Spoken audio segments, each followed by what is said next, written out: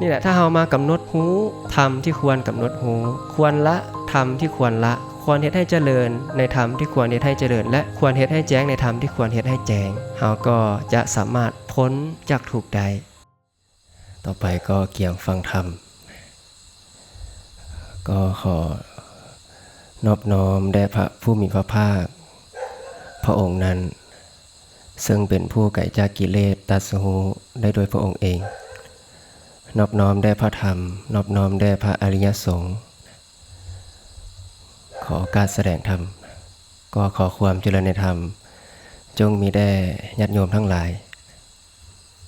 ก็เข้ามาฟังธรรมะในช่วงแรงของวันนี้ให้พวกเราตั้งใจใส่ใจรวมเข้าไว้ด้วยใจทั้งหมดแล้วก็เงี่ยงหูลงฟังธรรมเพื่อที่จะเป็นเหตุให้นิวรณ์ทั้ง5บ่มีและโพชฌงค์ทั้ง7ก็ถึงความเจริญบริบูรณ์เพื่อเราที่จะสามารถบรรลุธรรมในอาสนะที่นั่งใดต่อไปก็ฟังธรรมกันด้วยความเคารพ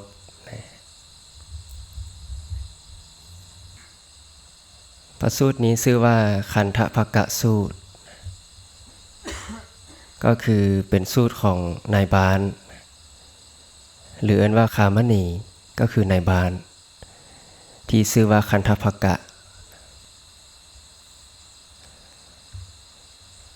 สมัยหนึ่งพระผู้มีพระภาคประทับอยู่ที่อุลุเวละกัปปะนิคมของมัลละกษัตริย์ในมัลละรัฐครั้งนั้นแลนายบ้านนามว่าคันธภกะเข้าไปเฝ้าพระผู้มีพระภาคถึงที่ประทับถวายบังคมพระผู้มีพระภาคแล้วนั่งอยู่ในที่ควรส่วนข้างหนึ่งแล้วก็ได้กราบทูลพระผู้มีพระภาคว่าข้าแต่พระองค์ผู้เจริญข้าน้อยขอประทานภวโลกาสขอพระผู้มีพระภาคทรงแสดงซึ่งเหตุเกิดและเหตุดับแห่งทุกข์แก่ข้าน้อยเถิดนายบ้านเราเข้าไปหาพุทธเจ้าบอกว่าจงแสดงธรรมเกี่ยวกับเหตุเกิดของความทุกข์แล้วก็เหตุดับของความทุกข์ญาติโยมคิดว่าอันใดเป็นเหตุเกิดของความทุกข์พอคิดออกอยู่บ่เมื่อมีสิ่งนี้ทุกข์ก็จะเกิดขึ้นเมื่อสิ่งนี้บ่มีทุกข์ก็บ่เกิดขึ้นพระผู้มีพระภาคนะ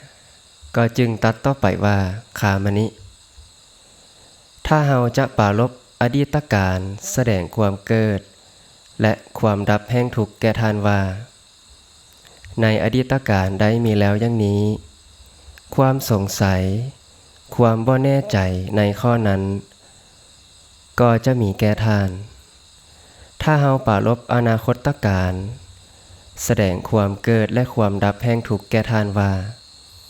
ในอนาคตการจะมีอย่างนี้แม้ในข้อนั้นความสงสัยความบ่แน่ใจก็จะมีแก่ท่านอีกอย่างหนึ่งเฮานั่งอยู่ในที่นี้แหละจะแสดงความเกิดและความดับแห่งทุกข์แก่ท่านซึ่งนั่งอยู่ที่นี้เหมือนกันท่านจงฟังคำนั้นจงใส่ใจให้ดีเฮาจะกล่าวขามณิท่านจะสำคัญความข้อนั้นเป็นอย่างใดโศกะคือความโศกปริเทวะความห้องให้ลำพันธ์ทุกขะทุกกายโทมนัสทุกใจอุปาญาสะความคับแค้นใจจะควรเกิดขึ้นแก่ท่านเพราะหมู่มนุษย์ในอุลุเวละกัปปะนิคมที่ถูกฆ่าหรือถูกจองจำหรือถูกเฮ็ดให้เสื่อมเสียหรือถูกติเตียนมีแก่ท่านหรือบ่ข้าเมนิก็ตอบว่ามีอยู่ข้าแต่พระองค์ผู้เจริญถ้าถามพวกเราทั้งหลายว่ามีอยู่บ่ความโศกความห้องให้ลำพันธ์ความทุกข์กายความทุกข์ใจความคับแค้นใจที่เกิดขึ้นแก่พวกเราทั้งหลายเพราะ หมู่มนุษย์ในบ้านเมืองหมอนี่นะถูกฆ่าหรือถูกจองจำหรือถูกเฮ็ดให้เสื่อมเสียหรือถูกติเตียนมีอยู่บ่มีบ่ลูกก็ดีสามีภรรยาก็ดีเป็นต้นมันว่าถ้าเขาเหล่านั้นถูกฆ่ามีแก่เฮาแน่นอนเนาะความโศกเป็นต้น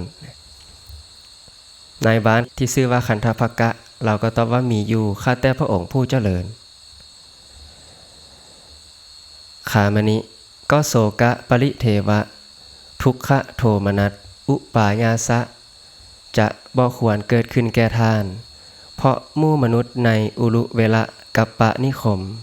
ที่ถูกฆ่าหรือถูกจองจำหรือถูกเฮ็ดให้เสื่อมเสียหรือถูกติเตียนมีอยู่แก่ท่านหรือบ่มีอยู่บ่ที่ผู้ใดผู้หนึ่งในบ้านเมืองหมอนี่ถูกฆ่าถูกจองจำหรือถูกเฮ็ดให้เสื่อมเสียหรือถูกติเตียนแล้วความโศกก็ดีความห้องให้ลำพันธ์ทุกกายทุกใจคับแค้นใจบ่ได้เกิดขึ้นแก่เฮาเลยมีบ่เช่นว่าคนผู้นั้นเฮาบ่ฮู้จักเขาเฮาบ่เคยรู้จักกันมาก่อนเขาล้มหายตายจากเฮาทุกข์นำเขาบ่ทุกข์นำเขาหรือบ่ทุกข์คนที่ตายแล้วเกิดความทุกข์แก่เฮาก็มีคนที่ตายแล้วเป็นตนบ่เกิดความทุกข์แก่เฮาก็มีแม่นบ่นายบานก็ตอบว่ามีอยู่ข้าแต่พระองค์ผู้เจริญพระองค์จึงตรัสต่อไปว่าขามณิอันใดเนาะเป็นเหตุเป็นปัจจัยโศกะคือความโศกปริเทวะความห้องให้ลำพันธ์ทุกขะทุกกายโทมนัสทุกใจอุปายาสะคับแค้นใจจะควรเกิดขึ้นแก่ท่านเพราะหมู่มนุษย์ชาวอุรุเวละกัปปะนิคมบางพวกถูกฆ่าหรือถูกจองจำหรือถูกเฮ็ดให้เสื่อมเสียหรือถูกติเตียนหรือว่าอันใดเนาะเป็นเหตุเป็นปัจจัยที่โศกะปริเทวะทุกขะโทมนัสอุปายาสะจะบ่ควรเกิดขึ้นแก่ท่านเพราะหมู่มนุษย์ชาวอุรุเวละกัปปะนิคมบางพวกถูกฆ่าหรือถูกจองจำหรือถูกเฮ็ดให้เสื่อมเสียหรือถูกติเตียนอันใดเป็นเหตุญาติโยมคิดว่าคนผู้หนึ่งตายเฮาโศกคนผู้หนึ่งตายเฮาบ่โศกอันใดเป็นเหตุญาติโยมคิดว่าอันใดมีผู้ใดพอตอบได้บ่อันใดเป็นเหตุ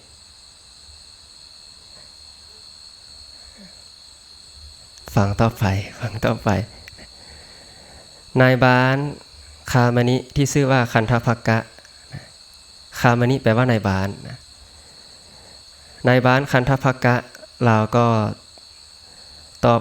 พระผู้มีพระภาคว่าข้าแต่พระองค์ผู้เจริญความโศกความห้องให้ลำพันธ์ความทุกข์กายความทุกข์ใจความคับแค้นใจจะควรเกิดขึ้นแก่ข้าน้อยเพราะหมู่มนุษย์ชาวอุรุเวละกัปปะนิคมเล่าใดที่ถูกฆ่าหรือถูกจองจำหรือถูกเฮ็ดให้เสื่อมเสียหรือถูกติเตียนก็เพราะข้าน้อยมีฉันทะราคะในหมู่มนุษย์ชาวอุรุเวละกัปปะนิคมเหล่านั้นส่วนความโศกความห้องให้ลำพันธ์ความทุกข์กายความทุกข์ใจความคับแค้นใจจะบ่ควรเกิดขึ้นแก่ข้าน้อยเพราะหมู่มนุษย์ชาวอุรุเวละกัปปะนิคมเล่าใดถูกฆ่าหรือถูกจองจำหรือถูกเฮ็ดให้เสื่อมเสียหรือถูกติเตียนก็เพราะข้าน้อยบ่มีฉันทะราคะในหมู่มนุษย์ชาวอุรุเวละกัปปะนิคมเหล่านั้นได้คำตอบแล้วหรือยังเพราะฉันทะราคะความพอใจความกำนัดยินดีเห็นบ่นี่ในบ้านที่ชื่อว่าคันธภักกะเราตอบตรงเลยเช่นว่าคนผู้นี้เป็นญาติของเฮาหรือเป็นลูกเฮาเป็นสามีของเฮาเป็นมารดาเป็นบิดาของเฮา ถ้าเขาเหล่านั้นล้มหายตายจากไปความโศกเกิดขึ้นแน่นอนนั่นวะเพราะเฮามีความพอใจว่ามีฉันทะราคะในเขาเพราะความพอใจนั้นเป็นเหตุเฮาจึงยึดถือว่านั้นลูกเฮาอันเดนั้นพ่อเฮานั้นแม่เฮานั้นสามีภรรยาเฮาอันนี้เฮือนเฮารถเฮาเป็นต้นส่วนคนที่เฮาบ่เคยฮู้จักกันมาก่อนถึงจะอยู่ในบ้านเมืองหมอก็ตามเขาตายนะเฮาก็บ่ได้โศกมันเพราะเฮาบ่ได้มีฉันทะราคะคือเฮาบ่ได้มีความพอใจในเขาหั่นเด้พอเข้าใจเนาะพระองค์จึงตรัสต่อไปว่าคามนิด้วยธรรมนี้อันท่านเห็นแล้วหูแจ้งแล้วบรรลุแล้วยั่งลงทั่วถึงแล้วอันบ่ขึ้นอยู่กับเวลาอันได้ธรรมตัวนี้นะบ่ขึ้นอยู่กับกาลญาติโยมอดีตอนาคตหรือปัจจุบันทุกที่มันเกิดขึ้นก็เพราะมีความพอใจนี้เป็นมูลเหตุนั่นนะบ่ขึ้นอยู่กับกาลเลยธรรมตัวนี้นะอันบ่ขึ้นอยู่กับเวลาท่านจงนำไปซึ่งนัยยะก็คือความหมายหรือแนวทางหรือทิศทางสู่อดีตและอนาคตว่าทุกใดๆที่เกิดขึ้นแล้วในอดีตทุกทั้งหมดนั้นมีฉันทะเป็นมูลมีฉันทะเป็นเหตุเพราะว่าฉันทะเป็นมูลแห่งทุกข์ความพอใจนี้เป็นมูลแห่งทุกข์และทุกใดๆอันจะเกิดขึ้นในอนาคตทุกทั้งหมดนั้นก็มีฉันทะเป็นมูลมีฉันทะเป็นเหตุเพราะว่าฉันทะเป็นมูลเหตุแห่งทุกข์ดังนี้ข้าแต่พระองค์ผู้เจริญน่าอัศจรรย์บ่เคยมีมาแล้วพระดำรัสนี้ว่าทุกเป็นอดีตการอย่างใดอย่างหนึ่งเมื่อเกิดย่อมเกิดขึ้นทุกทั้งหมดนั้นมีฉันทะเป็นมูลมีฉันทะเป็นเหตุเพราะฉันทะเป็นมูลแห่งทุกข์ทุกเป็นอนาคตการอย่างใดอย่างหนึ่งเมื่อเกิดย่อมเกิดขึ้นทุกทั้งหมดนั้นมีฉันทะเป็นมูลมีฉันทะเป็นเหตุเพราะฉันทะเป็นมูลแห่งทุกข์ดังนี้พระผู้มีพระภาคตรัสดีแล้วในบานที่ชื่อว่าคันธปกะเราตอบพุทธองค์เราก็กล่าวต่อไปว่าข้าแต่พระองค์ผู้เจริญกุมารนามว่าจิรวาสีบุตรของข้าน้อยมีอยู่เขาอาศัยอยู่ภายนอกนครข้าน้อยลุกขึ้นตั้งแต่เช้าส่งบุรุษไปด้วยสั่งว่าท่านจงไปจงหูกุมารจิรวาสีข้าแต่พระองค์ผู้เจริญบุรุษนั้นยังบ่มาเพียงใดความกระวนกระวายใจย่อมมีแก่ข้าน้อยว่าอันใดอย่าใดเบียดเบียนจิรวาสีกุมารเลยดังนี้เพียงนั้นผู้ใดมีลูกเขาไปลิ้นเด็กบอกกลับฮอดเซาบอกกลับเป็นจังใดอยู่บ่เป็นสุขมันบ่ผู้เป็นแม่เริ่มก็วนก็วายใจส่งคนไปเบิ่งดูเราเฮ็ดหยังอยู่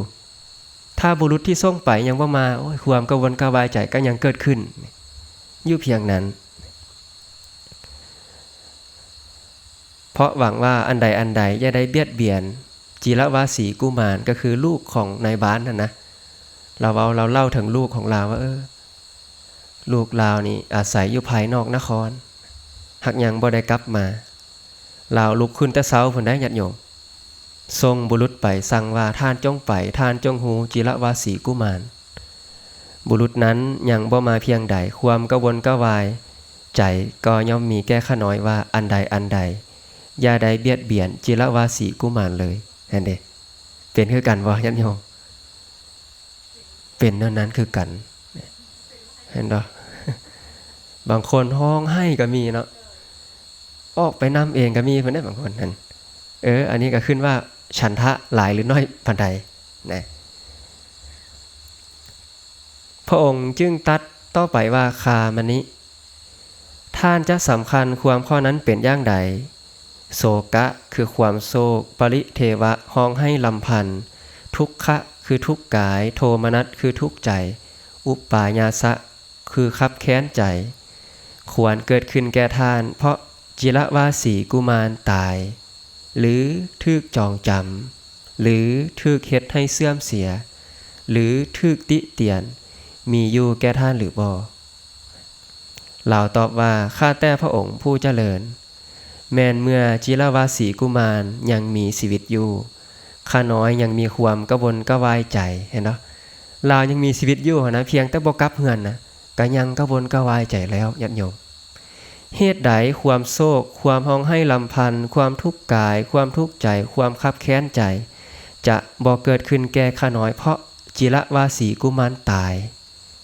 หรือถูกจองจำหรือถูกเฮ็ดให้เสื่อมเสียหรือถูกติเตียนหนอข้าน้อยแม่นบ่เพียงแต่เขาบ่กลับงานเฮาก็ยังกระวนกระวายแหละถ้าเขาโทรมาลูกเจ้าอุบัติเหตุเด้ออันนี้สิเป็นจังได๋แล่นไปแล้วมันเนาะแล่นตายไปแล้วนี่ร้องไห้ไปแล้วโศกเศร้าไปแล้วเห็นบ่พระองค์จึงตรัสต่อไปว่าคามนิข้อนั้นจงหูโดยปริยายก็คือแนวทางหรือวิธีนี้ว่าทุกอย่างใดอย่างหนึ่งเมื่อจะเกิดย่อมเกิดขึ้นทุกทั้งหมดนั้นมีฉันทะเป็นมูลมีฉันทะเป็นเหตุเพราะฉันทะเป็นมูลแห่งทุกข์ขามนิท่านจะสำคัญความข้อนั้นเป็นอย่างใดเมื่อใดท่านบ่ได้เห็นมารดาของจิรวาสีบ่ได้ฟังเสียงเมื่อนั้นท่านมีความพอใจหรือมีความกำนัดยินดีหรือความฮักในมารดาของจิรวาสีหรือบ่ถ้าเฮาบ่ได้เห็นบ่ได้ฟังเสียงเฮาสิมีความฮักแก่คนผู้นั้นหรือบ่ญาติโยมตอนลูกเฮาบ่ได้เกิดเฮาก็บ่ได้ทุกข์เพราะลูกแม่นบ่พอแต่ลูกนี่นะเกิดขึ้นมาเพราะเฮาได้เห็นเฮาได้ฟังเสียงความพอใจความกำนัดยินดีก็จึงมีในสิ่งเหล่านั้นหั่นเด้เมื่อมีความกำนัดยินดีแล้วเมื่อเขาเหล่านั้นมีความแปรปรวนเปลี่ยนไปเป็นประการอื่นทุกข์ก็เกิดขึ้นแก่เฮาอันนี้เพราะอาศัยการได้เห็นผัสสะทางตาการได้ฟังเสียงคือผัสสะทางหูเป็นต้นนี่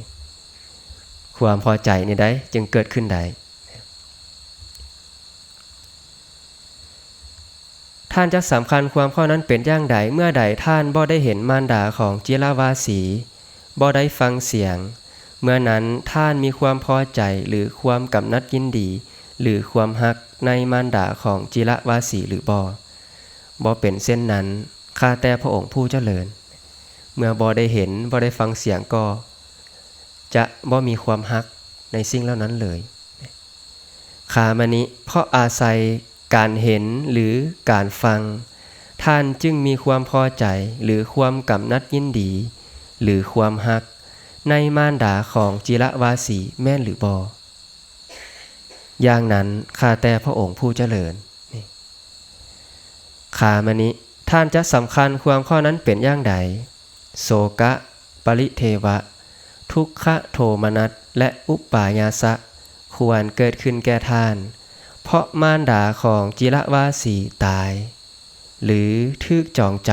ำหรือถูกเฮ็ดให้เสื่อมเสียหรือถูกติเตียนแม่นหรือบ่มีอยู่บ่เป็นอันนั้นอยู่บ่ญาติโยมบุตรของเฮาก็ดีที่เขาตายเขาถูกจองจำถูกเฮ็ดให้เสื่อมเสียหรือถูกติเตียนความโศกห้องให้ลำพันทุกกายทุกใจคับแค้นใจควรเกิดขึ้นแก่เฮาเพราะบุตรก็ดีสามีก็ดีญาติก็ดีล้มหายตายจากแม่นหรือบ่แม่นแม่นบ่นายบ้านคันธภกะตอบว่าข้าแต่พระองค์ผู้เจริญแม่นเมื่อมารดาของจิรวาสีมีชีวิตอยู่ข้าน้อยก็มีความกระวนกระวายใจย่างใดความโศกความห้องไห้ลำพันความทุกข์กายความทุกข์ใจและความคับแค้นใจจะบ่เกิดขึ้นแก่ข้าน้อยเพราะมารดาของจิรวาสีตายหรือถูกจองจ หรือทึกเฮ็ดให้เสื่อมเสียหรือทึกติเตียนหนอข้าน้อยตอนเรายังมีชีวิตอยู่นี่นะความกระวนกระวายใจกันยังมีและบ่ต้องก้าวไปถึงว่าเราตายหรือเราทึกจองจำทึกเฮ็ดให้เสื่อมเสียหรือทึกติเตียนความโศกเป็นต้นก็เกิดขึ้นแน่นอนพระองค์จึงตรัสต่อไปว่าคามนิท่านจงหูโดยปริยายนี้ว่าทุกอย่างใดอย่างหนึ่งเมื่อจะเกิดย่อมเกิดขึ้นทุกทั้งหมดนั้นมีฉันทะเป็นมูลมีฉันทะเป็นเหตุเพราะฉันทะเป็นมูลแห่งทุกข์ยังกินจิทุกขังอุปัชชมานังอุปัชชติสัพพันตังฉันทะมูลกังฉันทะนิทานังฉันโทหิมูลังทุกขสาติทุกอย่างใดอย่างหนึ่งเมื่อจะเกิดย่อมเกิดขึ้นทุกทั้งหมดนั้นมีฉันทะเป็นมูลมีฉันทะเป็นเหตุเพราะฉันทะคือความพอใจนี้เป็นมูลแห่งทุกข์เข้าใจแล้วเนาะผู้ใดมีความพอใจหลายคนผู้นั้นก็จะทุกข์หลายเห็นเนาะวัดกันที่บ้านใดเขาล้มหายตายจากไปผู้ใดคลายความพอใจใดความโศกก็จะเกิดน้อยพระเจ้าบอกว่าโสดาบันทุกข์ของโสดาบันนี่นะที่สิ้นไปแล้วหมดไปแล้วลายซ้ำดินทั่วมหาปฐพีเห็นได้ทุกข์ของโสดาบันที่ยังอยู่เสียดดินไปเล็บพระเจ้าบอกดิเห็นปะสำคัญได้เนาะคันได้โสดาบันแล้วทุกข์น้อยเพราะเข้าใจตามความเป็นจริงเทวดาและมนุษย์ทั้งหลายญาติโยมเป็นทุกข์เพราะติดอยู่ในตาหูดั่งลิ้นกายใจนี่แหละเทวดาและมนุษย์ทั้งหลายมีรูปเป็นที่มายินดีแล้วในรูปเพลิดเพลินแล้วในรูปเทวดาและมนุษย์ทั้งหลายย่อมอยู่เป็นทุกข์เพราะความแปรปรวนเสื่อมสลายและความดับไปของรูปเทวดาและมนุษย์ทั้งหลายมีเสียงกลิ่นรส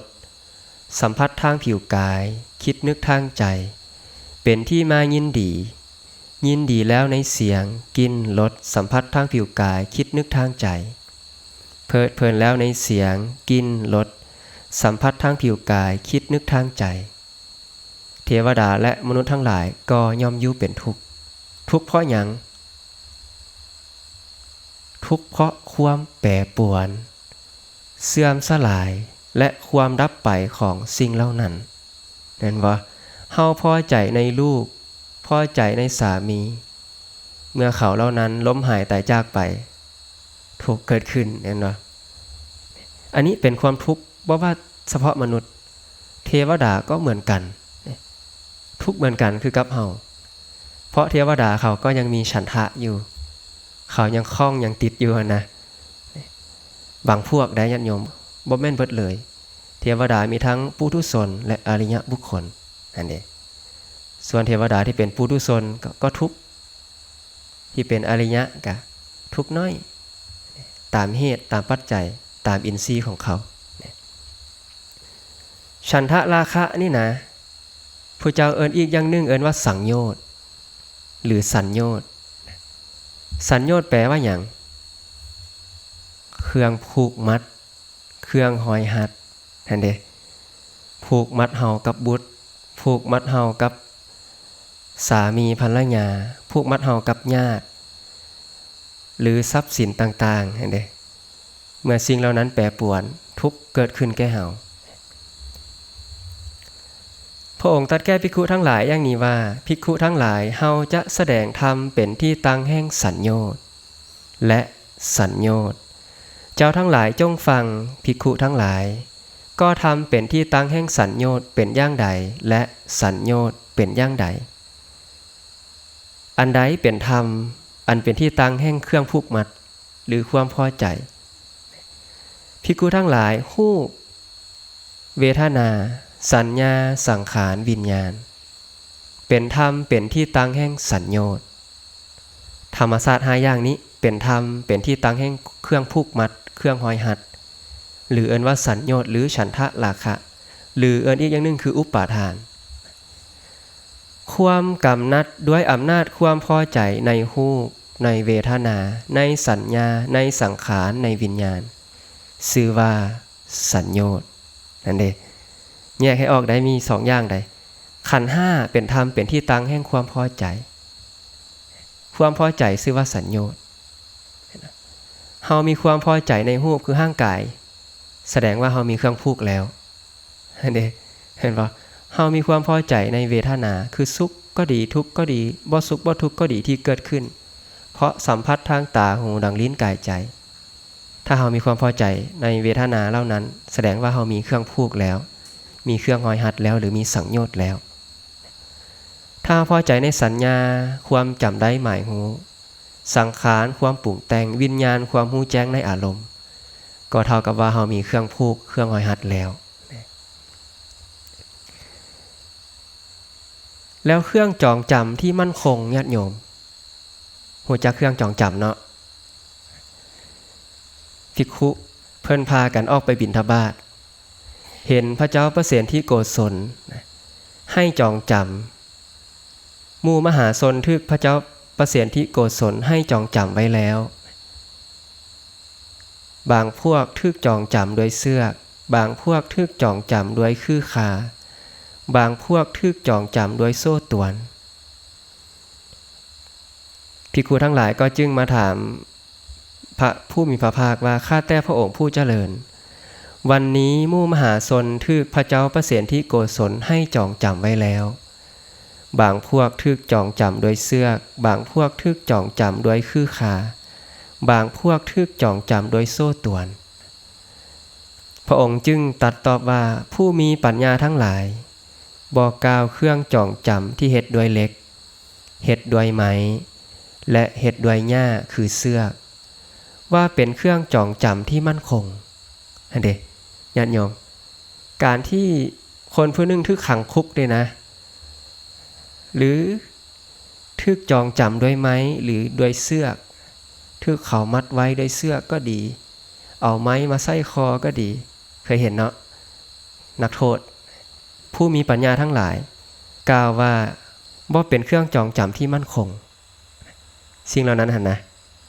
ผู้มีปัญญาทั้งหลายย่อมก้าวความหักใคร่ความพอใจในตุ้มหูแก้วมณีและความห่วงอาลัยในบุตรและภรรยานั้นแหละว่าเป็นเครื่องจองจำที่มั่นคงอันเดญาติโยมความหักใคร่ในตุ้มหูแก้วมณีและความห่วงอาลัยในบุตรและภรรยานั่นแหละว่าเป็นเครื่องจองจำที่มั่นคงดึงซัดให้ลงต่ำซึ่งเป็นเครื่องจองจำที่ผูกไว้ย่อนๆการที่เรามีฉันทะมีความพอใจในทรัพย์สมบัติต่างๆนี่นะในญาติสายโลหิตนี่นะเพียงแต่มีความพอใจในเดียวก็ตามที่เอิ้นว่าผูกไว้ย่อนๆก็คือบ่ได้มัดให้แน่นนั่นนะแต่ว่ามันแก้ได้ยากญาติโยมแก้ได้ยากนะเป็นเครื่องจองจำที่ผูกไว้ย่อนๆแต่แก้ได้ยากเห็นเด้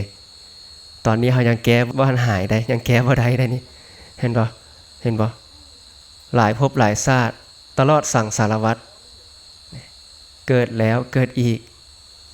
มีลูกมีเต้าก็นับบ่ถ้วนนะญาติโยมผู้ใดผู้หนึ่งท่องเที่ยวไปมาตลอดกับหนึ่ง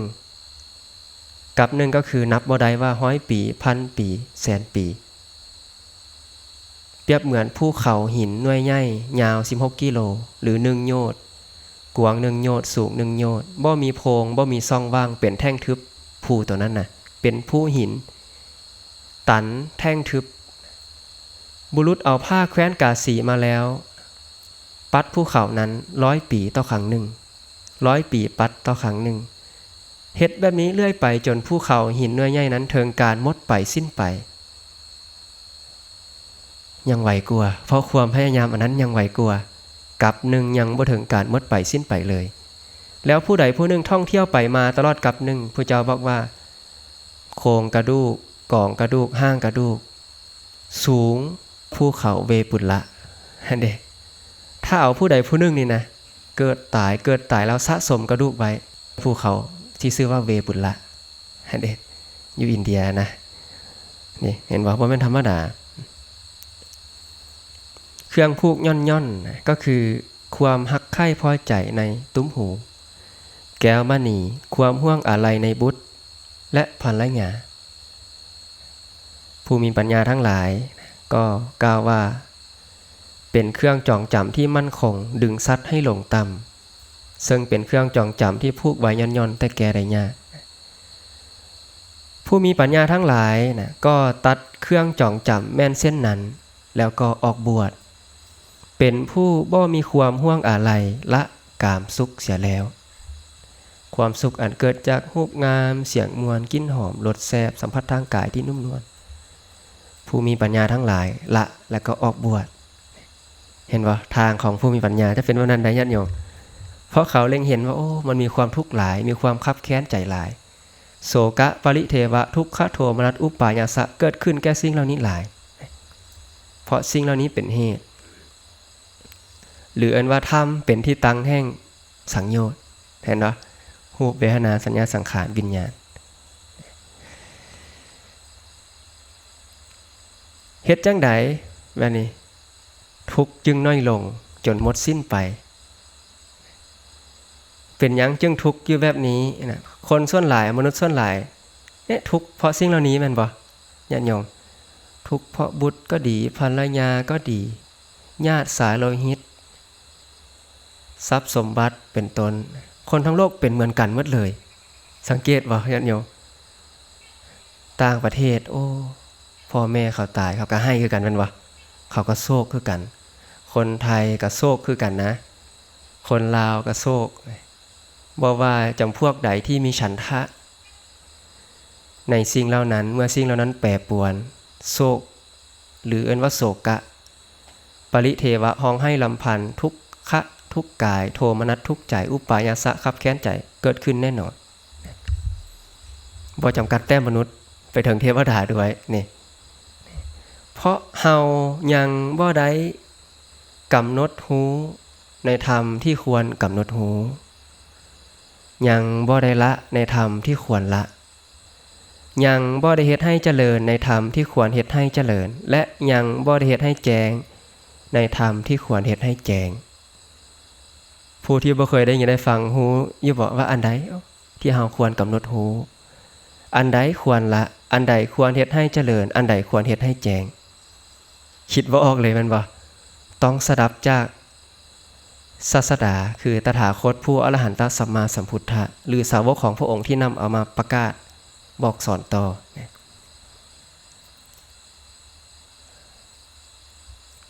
ธรรมที่ควรกำหนดรู้ควรละควรเฮ็ดให้เจริญและควรเฮ็ดให้แจ้งคืออันใดโอ้อย่าบอกญาติโยมมีหลายนัยยะพระองค์ตรัสแก่ภิกขุทั้งหลายอย่างนี้ภิกขุทั้งหลายทำ4ประการเหล่านี้4ประการเป็นอย่างใดคือทำที่หูยิ่งด้วยปัญญาแล้วควรกำหนดหูก็มีทำที่หูยิ่งด้วยปัญญาแล้วควรละเสียก็มีทำที่หูยิ่งด้วยปัญญาแล้วควรเฮ็ดให้เจริญก็มี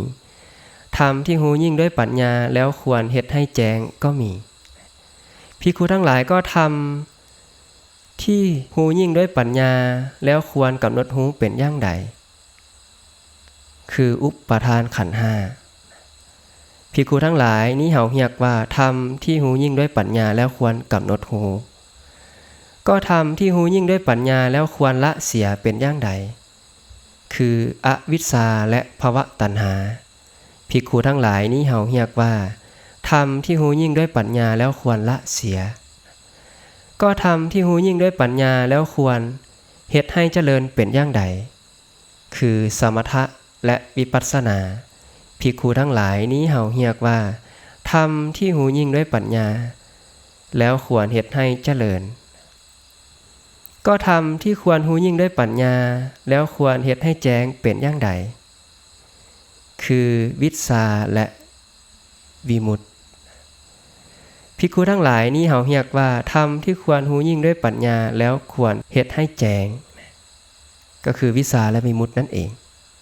ภิกขุทั้งหลายเหล่านี้แลธรรม4ประการเห็นบ่เพราะเฮา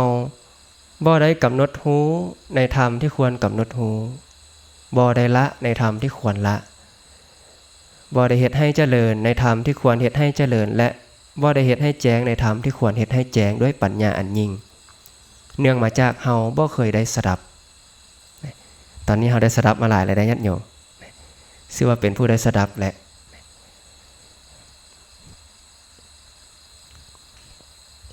ในสลายยตนะวิภังคสูตรพระองค์ตรัสแก่ภิกขุทั้งหลายอย่างนี้ว่าภิกขุทั้งหลายบุคคลเมื่อบ่หูบ่เห็นจักขุคืออย่างจักขุตาแม่นบ่บุคคลเมื่อบ่หูบ่เห็นจักขุคือตาตามความเป็นจริงเมื่อบ่หูบ่เห็นรูปตามความเป็นจริงเมื่อบ่หูบ่เห็นจักขุวิญญาณอันใดคือจักขุวิญญาณจักขุคือตาวิญญาณคือความรู้แจ้งคือความรู้แจ้งทางตาเมื่อบ่หูบ่เห็นจักขุวิญญาณตามความเป็นจริงเมื่อบ่หูบ่เห็นจักขุสัมผัสคือสัมผัสทางตาตามความเป็นจริงเมื่อบ่หูบ่เห็นความเสวยอารมณ์เป็นสุขก็ตามเป็นทุกข์ก็ตามบ่แม่นสุขบ่แม่นทุกข์ก็ตามที่เกิดขึ้นเพราะจักขุสัมผัสเป็นปัจจัยคือเหตุปัจจัยแปลว่าเหตุตามความเป็นจริงย่อมกำนัดในจักขุคือตาเห็นบ่เมื่อเฮาบ่ฮู้บ่เห็นในสิ่งเหล่านี้นะตาหูดังลิ้นกายใจรูปเสียงกลิ่นรสสัมผัสทางกายคิดนึกทางใจ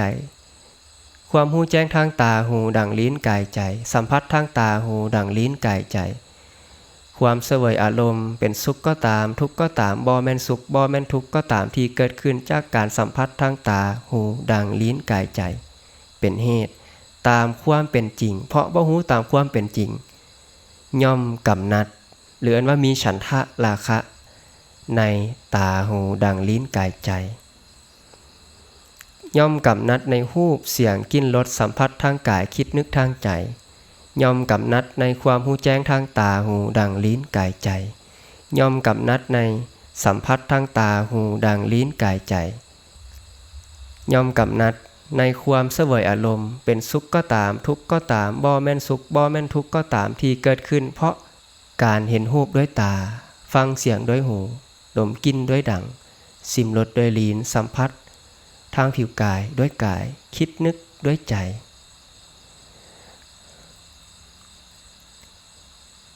เมื่อบุคคลนั้นกำนัดยิ่งแล้ว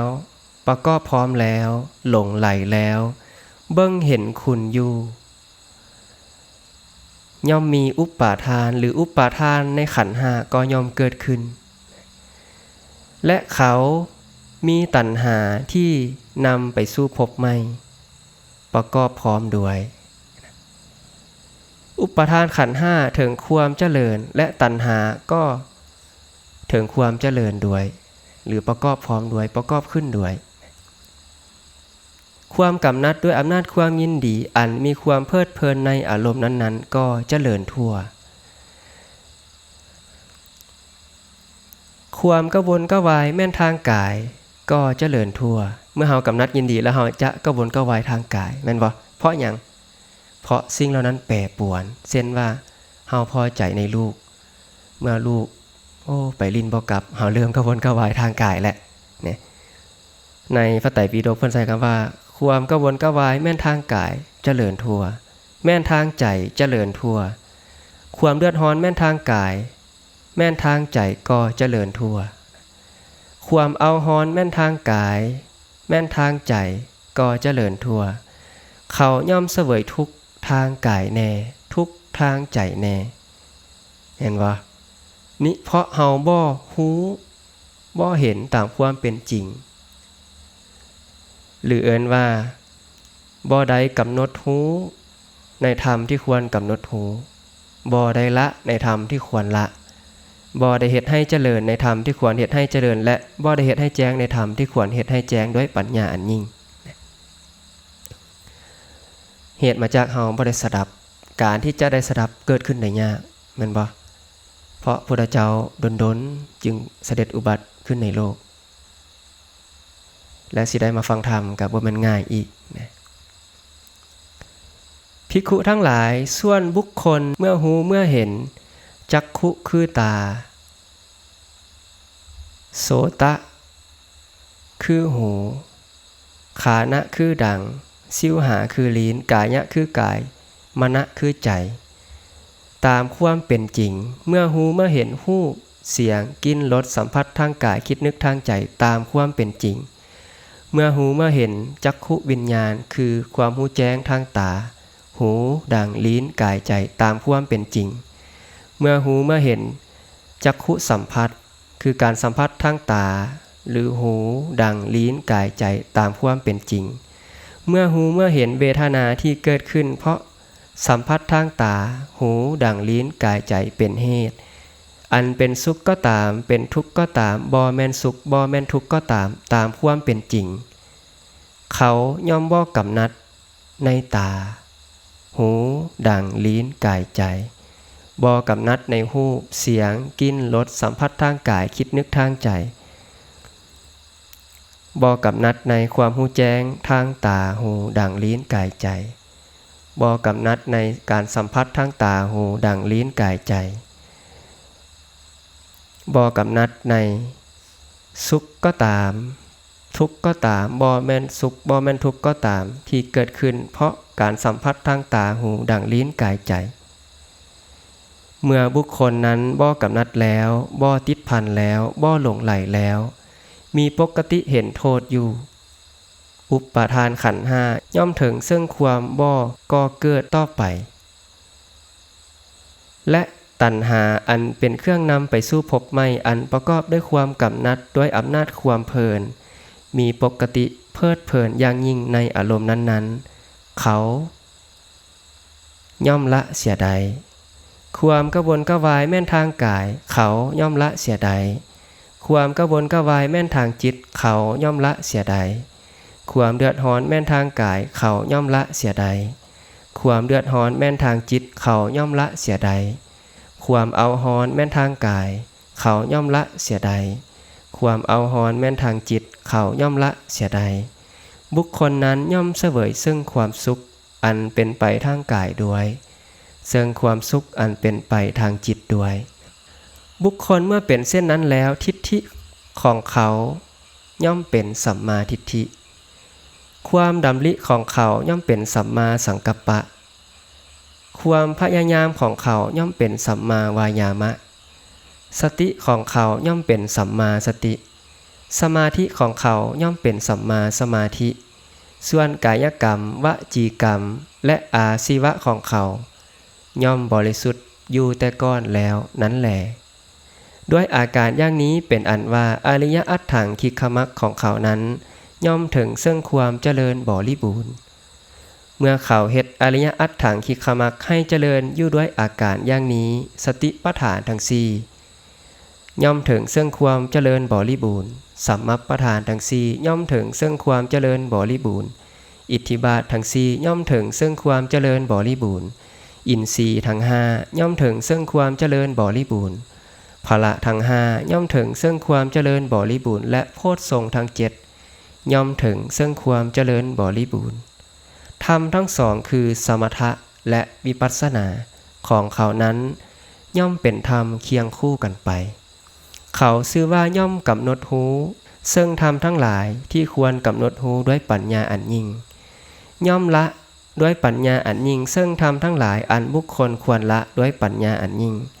ย่อมเฮ็ดให้เจริญด้วยปัญญาอันยิ่งซึ่งธรรมทั้งหลายอันบุคคลควรเฮ็ดให้เจริญด้วยปัญญาอันยิ่งย่อมเฮ็ดให้แจ้งด้วยปัญญาอันยิ่งซึ่งธรรมทั้งหลายอันบุคคลควรเฮ็ดให้แจ้งด้วยปัญญาอันยิ่งภิกขุทั้งหลายก็ทำที่ควรกำหนดหูด้วยปัญญาอันยิ่งเป็นอย่างใดหนอกล่าวคือหยังเฉลยไปแล้วอุปาทานขันธ์ทั้งห้าได้แก่อุปาทานขันธ์คือรูปอุปาทานขันธ์คือเวทนาอุปาทานขันธ์คือสัญญาอุปาทานขันธ์คือสังขารอุปาทานขันธ์คือวิญญาณเหล่านี้ชื่อว่าธรรมที่ควรกำหนดหูด้วยปัญญาอันยิ่งกำหนดหูอย่างใดในรูปเวทนาสัญญาสังขารวิญญาณผู้ใดตอบได้กำหนดหูแบบใด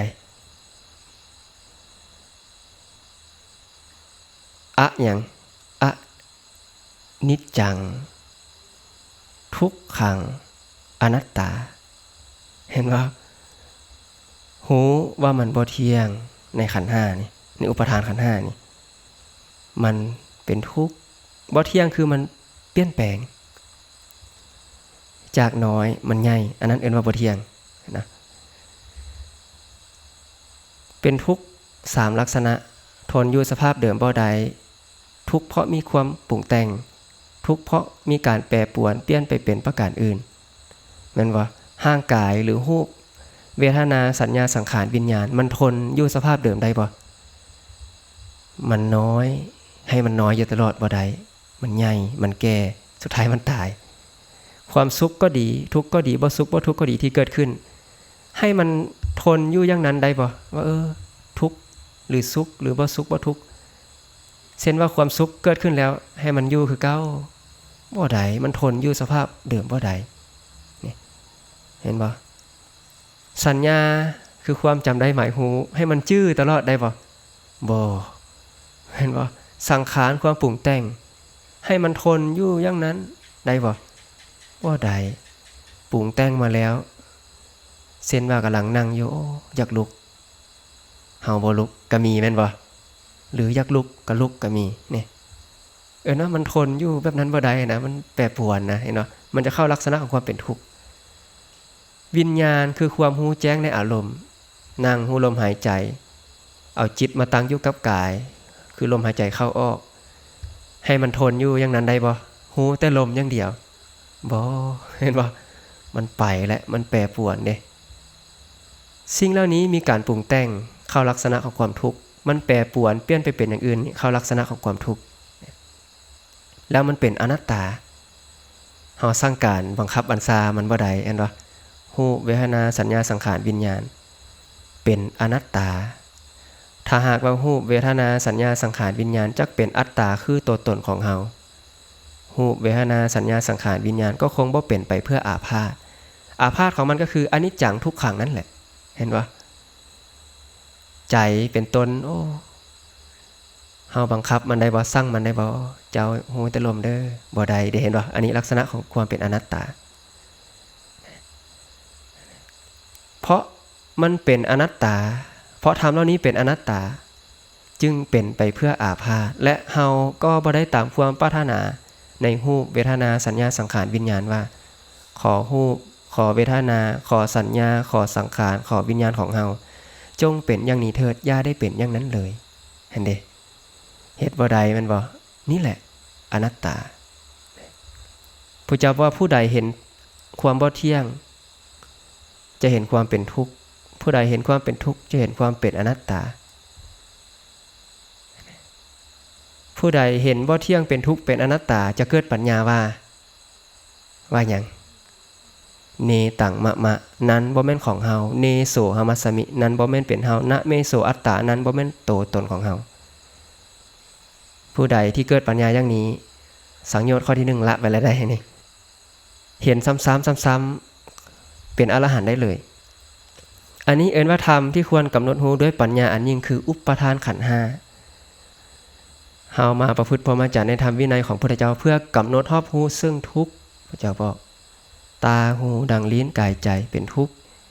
หูแล้วหรือยังบัดนี้หูแล้วบ่คันบ่ฮู้ก็ทุกข์ต่อไปเห็นบ่ภิกขุทั้งหลายก็ทำที่ควรละด้วยปัญญาอันยิ่งเป็นอย่างใดหนอกล่าวคืออวิชชาและ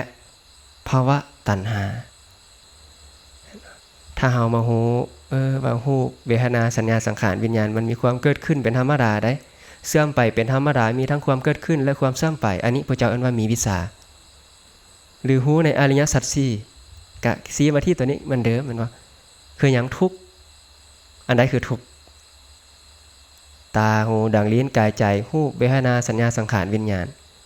ความเกิดขึ้นของรูปก็ดีเวทนาสัญญาสังขารวิญญาณก็ดีอันนั้นคือความเกิดขึ้นของความทุกข์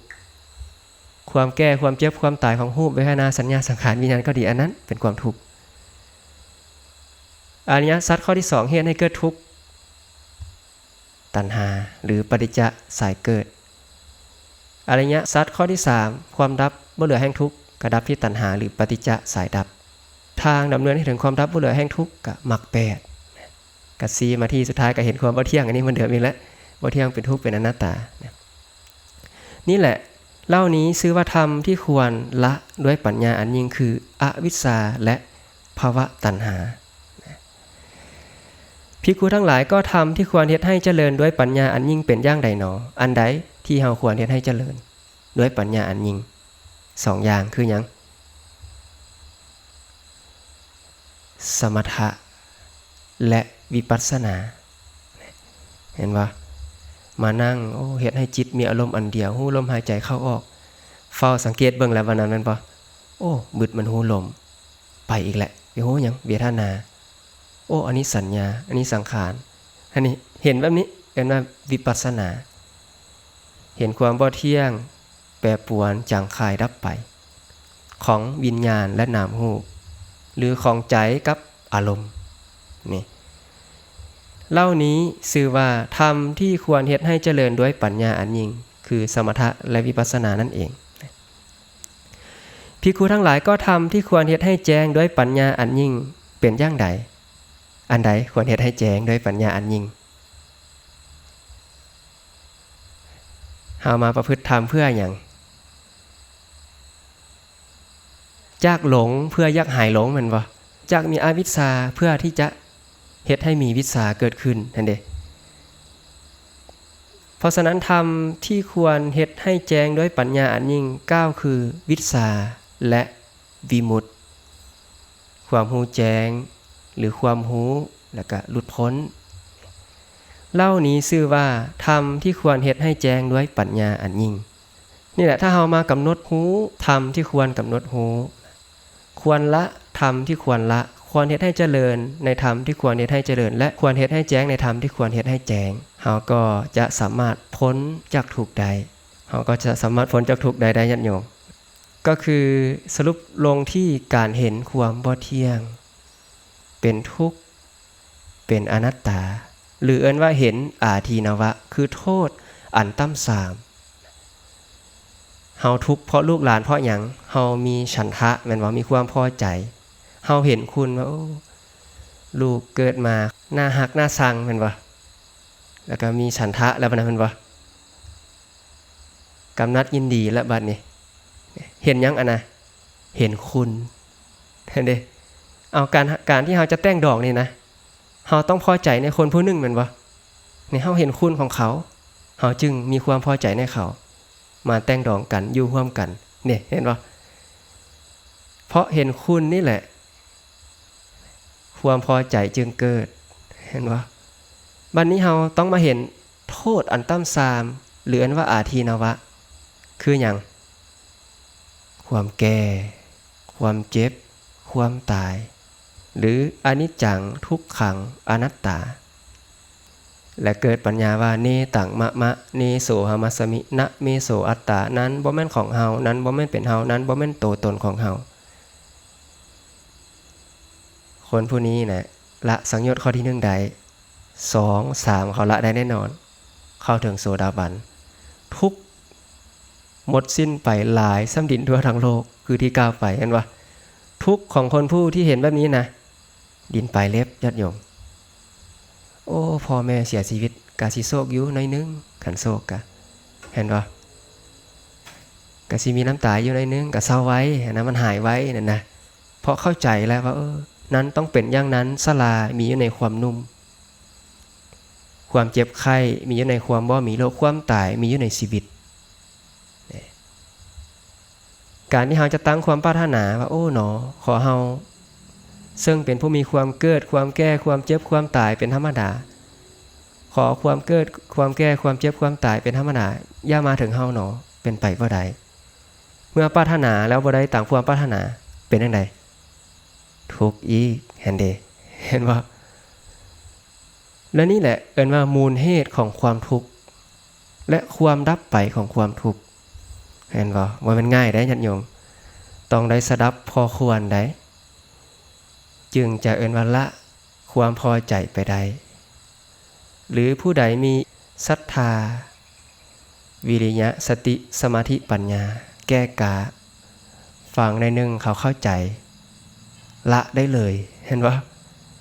เข้าใจแล้วก็ละทิ่มได้เลยบางคนก็เป็นอรหันต์ได้เลยเห็นดิครั้งพุทธกาลหลากหลายกันว่าบ่ได้ฟังธรรมอย่างหลายเท่านั้นญาติโยมยัตสะกุลบุตรฟังเครือธรรมอิฐเป็นโสดาบันฟังซ้ำธรรมตัวเก้านะเป็นอรหันต์เบิ่งดิเพราะเหตุปัจจัยเขาสร้างมาตลอดกาลยาวนานแล้วพอเฮาบ่ฮู้ว่าโอ้แต่ละคนที่นั่งอยู่บ่อนนี้นะในศาสตร์ก่อนอาจจะทำสมาธิมาดีอาจจะมีศรัทธาดีวิริยะความเพียรสติสมาธิปัญญาดีมาได้ตอนชาตินี้ก็เป็นไปได้มาฟังปุ๊บบรรลุเลยนี่อันนี้คือความที่มันจะเป็นพอเข้าใจเนาะธรรมะที่นำมาเก้าในวันนี้กับซ้ำนี้อะไรได้เข้าใจเนาะหวังว่าจะเข้าใจถ้าตั้งใจฟังถ้าผู้ใดเห็นแจ้งตามความเป็นจริงน้อยลงแน่นอนถูก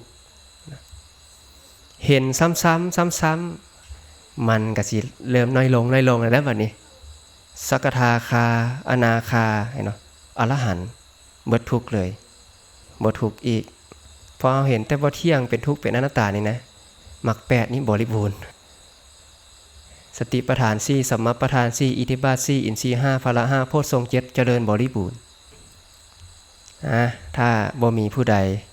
สงสัยหยังกะสุดท้ายนี้ก็อนุโมทนานำพวกเราทั้งหลายที่ได้พากันมากระทำกิจเนื่องด้วยการฟังมากระทำกิจเนื่องด้วยความเป็นพหูสูตรก็อย่าลืมเอาไปแทงตลอดด้วยดีด้วยความเห็นให้เฮาได้รับอานิสงส์ตามที่พระศาสดาทรงบัญญัติเอาไว้แล้วทุกประการคือเป็นผู้ไปในทางเจริญอย่างเดียวบ่ไปทางเสื่อมถึงแต่ความเจริญอย่างเดียวบ่ถึงความเสื่อมก็ให้มีดวงตาเห็นธรรมสำเร็จมรรคผลนิพพานในอนาคตการอันไกลโดยทั่วหน้ากันทุกด้านทุกคนเถิดก็ขอยุติกันเอาไว้แต่เพียงเท่านี้